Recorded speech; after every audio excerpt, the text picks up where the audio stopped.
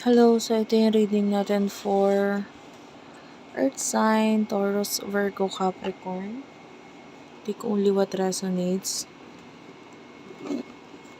Bali, hindi ito magre-resonate sa lahat Unfortunately, hindi ko makukuha lahat ng energy ng Earth sign sa mundo. Pero okay lang yan, may mga next readings pa naman tayo. Let's start what we have here for Earth sign.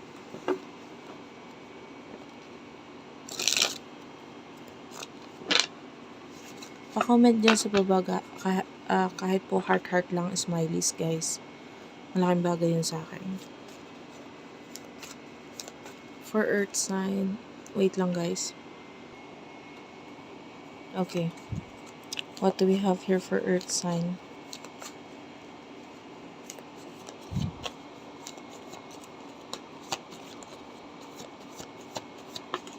Taurus, Virgo, Capricorn. Ayan. Bottom of the deck, you do have here the Star. Five of Wands and the Emperor.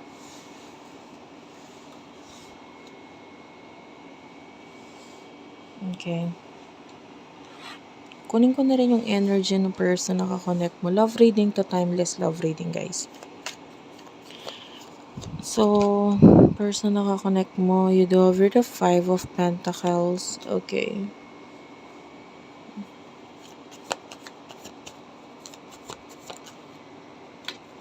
The Six of Swords. Bottom of the deck, you do have here the Page of Pentacles. The Emperor, I don't feel like okay ka ngayon. Like, pwede may mga challenges or problem kang pinagdadaanan with the Five of Wands. Nakakaaway, nakakagalit, or hindi sundo ngayon. And ito yung nagbibigay ng stress or pagod na energy sa'yo. Person na nakakonect mo, I'm seeing a lot of problem financially.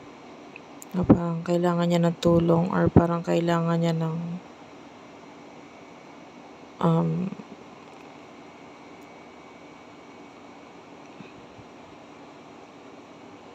kailangan niya ng tulong mula sa'yo, pero part of this energy is from you. Pwedeng humihingi siya ng tulong sa'yo. Kung hindi man ngayon, in the past. Like, this person is telling you help or ganito ganyan. Something to do with pagtulong. Pero yung iba kasi hindi naman sa'yo humingi ng tulong, pero kailangan niya ng tulong. Okay? So, kung hindi man ngayon, it could be in the past. Ikaw yung nakakatulong sa kanya or nagbibigay ng tulong sa kanya. Okay, I'm feeling like a past person energy. So, nakikita natin yung pag-move on or pwedeng naka-move on na itong person na to. I feel like both of you is naging careless or nagkaroon ng mga problem na may kinalaman sa usaping finances kasi masyadong naging careless pagdating sa pag-handle nito. Okay? Or kung ano man yung sitwasyon mo dito, because I can see that may marami nagbibigay ng stress sa'yo ngayon.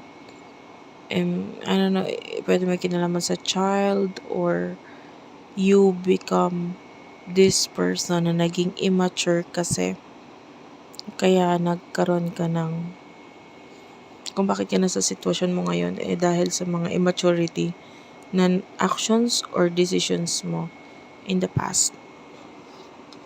So tell me about the emotions here.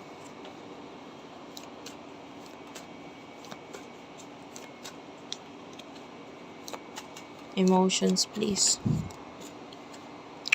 The Judgment. The Justice card. Dalawang major arcana ha. Okay, wait lang, nalaglag. Maraming nalaglag. I will just get this too. The Chariot at saka... The High Priestess. Wow. Isang row na puro major arcana yung lumabas. And then bottom of the deck is the moon. Another major arcana. I'm feeling like with the judgment and the justice card, nandito yung parang gusto mo na maging honest or nagiging honest ka na ngayon sa sarili mo. Whatever you want, whatever you feel. And with the justice, with the judgment, parang nagkaroon ka ng awakening dito about what really is happening or ano talaga na sa emotions mo. Nagkaroon ka ng awakening regarding dito. With the chariot and the high priestess, you could be dealing with a soulmate, twin flame energy. Yan yung energy ng connection ninyo. And with the moon, ang daming mga hindi inopen up dito na emotions or feelings. But I'm feeling like andito yung ready ka na maging honest about what truly matters, what you really feel. And with the Knight of Cups, nakakita tayo dito ng love towards you and your person. If this is a past person, I'm feeling like hindi ko alam kung sino sa inyo yung parang may inuna yung may kinalaman sa career. It could be you or your person. Inuna muna yung usaping career, stability, ganito ganyan. And pwede nagkaroon ng delay or nagkaroon ng challenges pagdating sa connection ninyo. Maybe missed opportunity. And then ngayon, nakaka-feel ka ng stress or hindi ka okay because of this. But then, yung separation, naging daan naman yun para magkaroon ng like reality check or nagkaroon ng awakening kasi hindi ka naman ma-awaken kung hindi mo na-experience yung mga bagay na na-experience mo ngayon. So in the future, for Earth sign, please.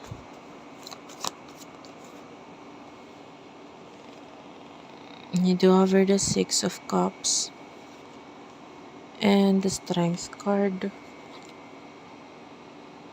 Okay.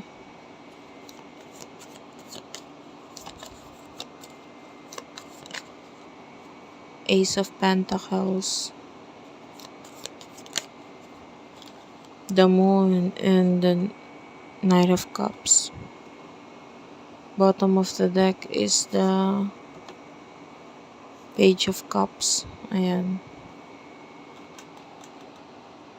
In the future, nakikita natin with the Six of Cups and the Strength card. Past energy ito Pero with the Strength card, magiging mas matibay na connection.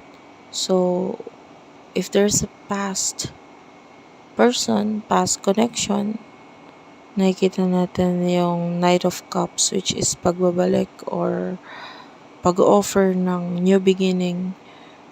Pagbabalik, but this time yung pagbabalik mas magiging mas matibay, mas magiging mas maganda, magiging mas masaya na siya.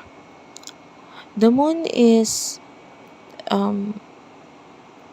energy ng pagsisikreto. So, yung iba sa inyo, yung pagbabalik ng connection, it could be silent, it could be secretive energy or sikreto siya.